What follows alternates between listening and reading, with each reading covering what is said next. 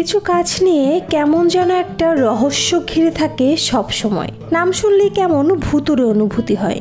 বটগাছ তেমনই একটি। বটগাছ সহ যে কোনো বড় গাছ দেখলেই মনে হয় হাজার হাজার বছরের বহু ঘটনার সাক্ষী হয়ে দাঁড়িয়ে আছে। চলুন দক্ষিণ এশিয়ার প্রাচীনতম আর বাংলাদেশের সবচেয়ে পুরনো বটগাছটার গল্প জেনে নিই। ঝিনাইদহের কালীগঞ্জ উপজেলার মালিঘাট ইউনিয়নের বেথুলি মৌজায় সুইতলা মল্লিকপুরে রয়েছে এশিয়া মহাদেশের সর্ববৃহৎ বটগাছটি। 11 একর জমি জুড়ে রয়েছে এর অস্তিত্ব। এর উচ্চতা আনুমানিক 250 থেকে 300 ফুট। বর্তমানে গাছটি খণ্ড খণ্ড হয়ে 52টি বটগাছে রূপ নিয়েছে। স্থানীয়দের কাছে জানা যায় একটি কুয়োর পাড়ে ছিল এই গাছের মূল অংশ। তখন জনবসতি ছিল খুবই কম।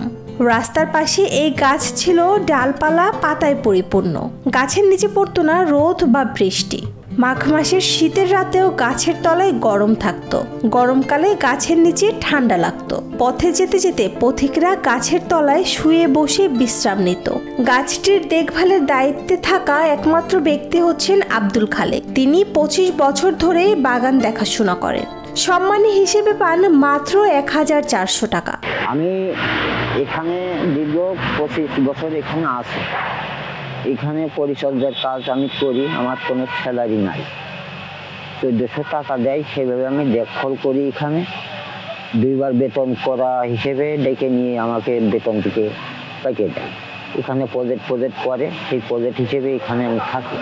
এই ঈদের সব গেল, এখন আমার কাজ টুকটাক করে আমার বাগান দুগুন কাটাকুটো, গাছের শিকড় নামানো বা গাছের পরিচর্যা, যেগুলো আমি গাছ রোপণ করেছি 40টি, সেগুলো খুব সুন্দর করা, সাইজ করা আর ঝাড় ঝুড় দিয়ে পরিষ্কার করি। তবে গাছের বয়স হচ্ছে 400-এর উপর। তবে দর্শনার্থীরা বলছেন বিভিন্ন উৎস থেকে গাছটির গল্প শুনে দেখতে এসেছেন তারা। দেশে এত সুন্দর প্রাকৃতিক সম্পদ আছে যা না দেখলে বিশ্বাস করতে পারতেন না। যে বটগাছটা দেখতে আসছে এখানে, এটা 200 বছরের পুরনো একটা ঐতিহ্য। আমরা এখানে এসে যতদূর জানলাম, ফ্যামিলি সহ আসছি তো, যতদূর জানলাম যে বটগাছটা এশিয়া মহাদেশের মধ্যে একটা অন্যতম একটা বটগাছ। তো এখানে আসলাম পরিবার সহই, মোটামুটি সব কিছুই ভালো লেগেছে, কিন্তু এইখানকার পরিবেশটা আরও একটু উন্নত করার দরকার ছিল। আমাদের দেশে এখন এইরকম একটা সুন্দর প্লেস, প্রাচীন ইতিহাস দেখা খুবই কম মেলে।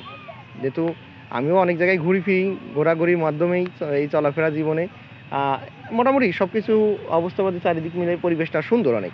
আর তারপরেও তীব্র দাবদাহ এই যে গরম পড়তেছে, তার মধ্যে আমার মনে হয় যে বট গাছের এই শীতল ছায়া আসলে মানুষের মনকে একটু অনেকটা আরামদায়ক জন্য। এখানে লাগেনি আধুনিকতার ছোঁয়া, নেই তেমন বসার স্থান, খাবারের ব্যবস্থা। এই জায়গাটি পর্যটনের স্থান হিসেবে তুলে ধরার জন্য স্থানীয় প্রশাসনের কাছে দাবি জানিয়েছেন দর্শনার্থীরা।